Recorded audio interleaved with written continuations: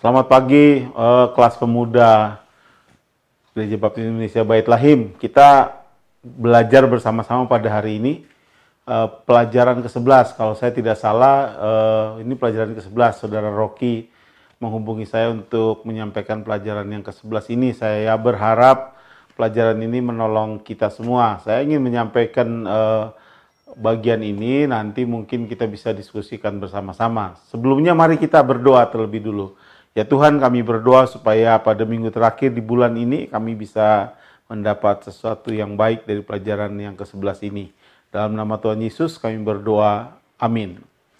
Pelajaran 11 hari ini membahas tema tentang ini, kesinambungan pekabaran Injil melalui pemuritan. Kesinambungan pekabaran Injil melalui pemuritan. Nah, pemuritan itu sesuatu yang terkait dengan hal yang mendasar dalam kekristenan.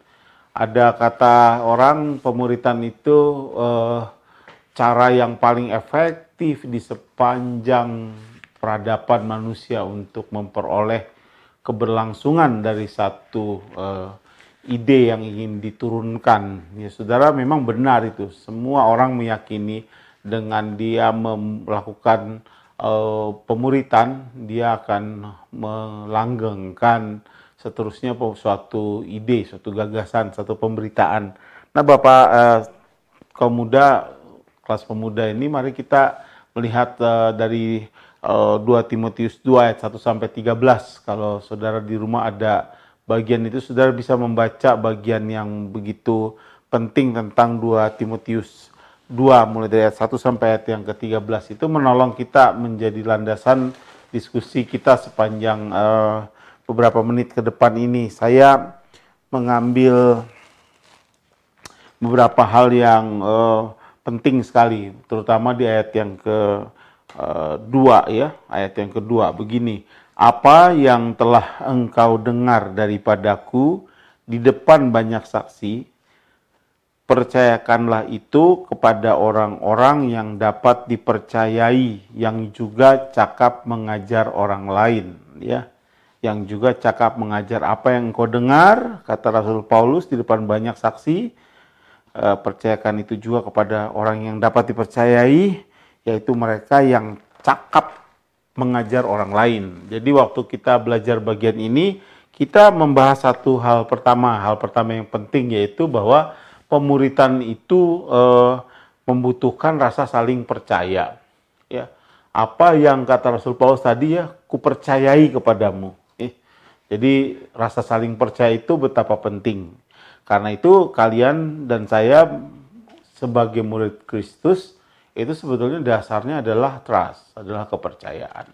Saya mempercayakan sesuatu kepada kalian dan kalian juga dapat mempercayakan apa yang diajarkan kepada kalian kepada semua orang yang lain yang Anda merasa dapat Anda percayai. Nah, kalau ada seorang yang namanya Steve Smith, dia mengatakan bahwa Tuhan Yesus memperkuat kata itu dengan mengatakan bahwa murid adalah orang yang menghidupi pengajarannya dan mengikuti teladannya.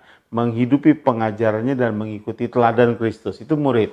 Jadi waktu kita bicara tentang orang yang menjadi murid, sebetulnya itu tidak hanya terkait dengan kawasan pengetahuan, ya. Bukan saja tentang kawasan pengetahuan kita. Seorang murid itu juga berbicara tentang kawasan kehidupan. Jadi seluruh hidup. Seorang murid, dia tahu sedikit, dia melakukan yang dia tahu. Dia tahu 5, dia lakukan 5. Kalaupun dia bisa melakukannya 1, yang penting dia tetap melakukan. Itu kira-kira begitu ya. Jangan tunggu Anda sempurna, baru Anda melakukan. Enggak. Tahu sedikit, lakukan sedikit. Itulah murid. Dan ayat yang tadi kita baca, ayat 2 bilang bahwa Paulus misalnya mempercayakan itu kepada Timotius. Timotius kepada orang lain. Orang lain kepada orang lain. Ada orang yang bertanya, ini kayak multi level marketing ya. Tapi pemuritan itu lebih dari sekedar multi level marketing yang memikirkan hanya kepada benefit dan profit, pada keuntungan.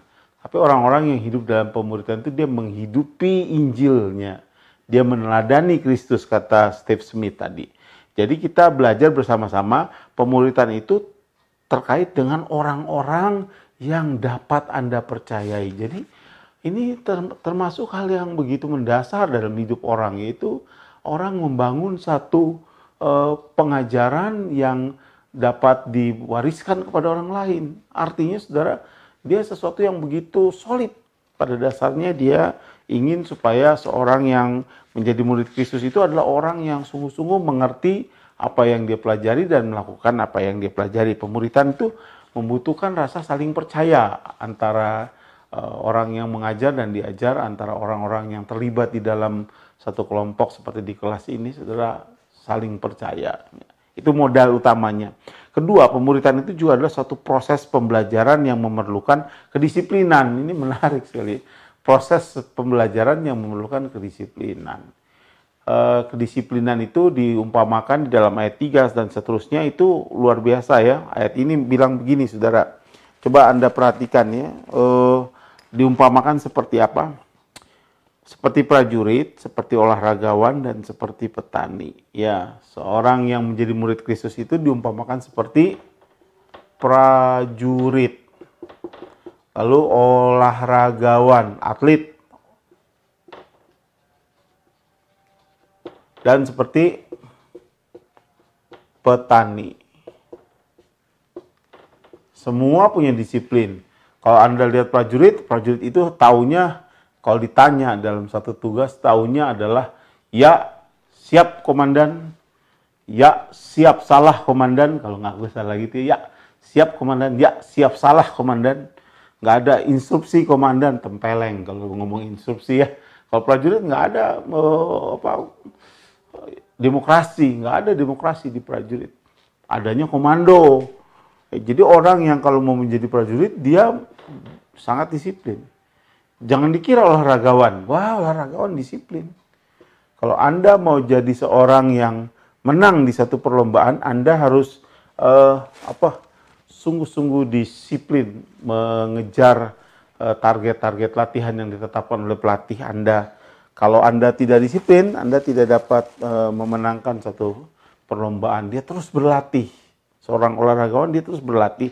Yang ketiga itu seorang petani. Emang petani disiplin? Apakah petani itu bisnis yang kayaknya nggak disiplin? Salah, saudara. Kalau Anda sebagai petani itu tergantung ke alam. Waktu ada hujan, musim tanam, dia cepat. Dia nggak bisa menunda besok aja. Masih hujannya masih segini aja, nggak bisa. Dia harus cepat bertindak. Seorang petani yang baik, dia harus cepat membersihkan tanamannya, kalau tidak hama akan merusak tanamannya. Jadi petani adalah satu gambaran dari seorang murid yang harusnya disiplin. Kalau prajurit itu taat, olahragawan adalah orang yang selalu berlatih, melatih semua otot-ototnya, melatih mentalnya. Kalau petani itu adalah seorang yang bekerja keras. Ya, seorang yang bekerja keras. Nah, diumpama analogi, ketiga analogi tentang seorang murid itu ya itu tadi ya, kita belajar bersama-sama dari seorang prajurit, olahragawan dan petani. Ketaatan, latihan ketat dan atau disiplin, dan di sini kerja keras.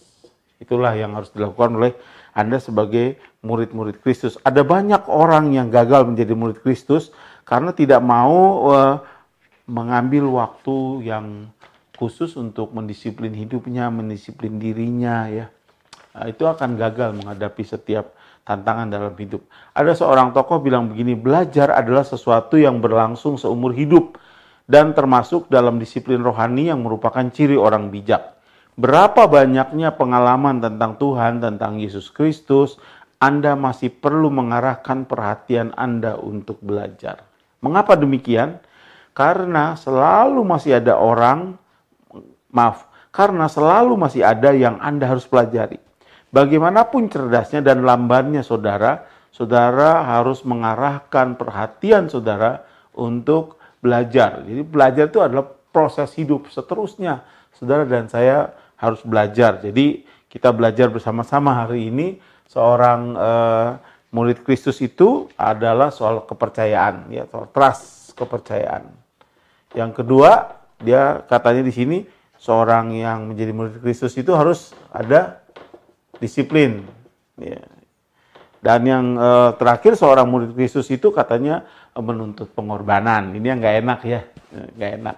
Kalau udah ngomong pengorbanan itu, aduh, dibayar sabaranya, uingnya gitu. Jadi kalau udah yang ketiga ini nggak enak, nih soal korban. Prajurit ada pengorbanan nggak? Oh, pengorbanan, ya, nggak enak. Olahraga ada pengorbanan nggak? Olahraga, oh, pengorbanan, nggak enak. Gitu. Jadi atlet nggak enak. Orang lain masih berleha-leha nih, jam 5 pagi udah harus bangun. Jadi petani ada pengorbanan? Ada. Semua ada risiko, ada ongkosnya. Jadi kita belajar sama-sama hari ini ya. 3 hal yang penting ini. Seorang murid adalah seorang yang saling mempercayai. Seorang murid adalah seorang yang mau berdisiplin rohani. Seorang murid adalah seorang yang, kata ayat yang ke-9 dan ayat yang ke-10 nih, ayat yang terakhir bilang begini. Karena pemberitaan Injil inilah aku menderita, malah dibelenggu seperti seorang penjahat. Tetapi firman Allah tidak terbelenggu. Karena itu aku sabar menanggung semuanya itu bagi orang-orang pilihan Allah, supaya mereka juga mendapat keselamatan dalam Yesus Kristus dengan kemuliaan yang kekal. Kalau Anda ditanya jadi murid Kristus itu pamrihnya apa sih? Upahnya apa sih? Pasti tidak populer bagian ini ya. Upahnya itu saudara dan saya harus banyak mengorbankan diri. Wah, panggilan yang tidak menarik. Mana ada sesuatu yang menarik adalah mengorbankan diri.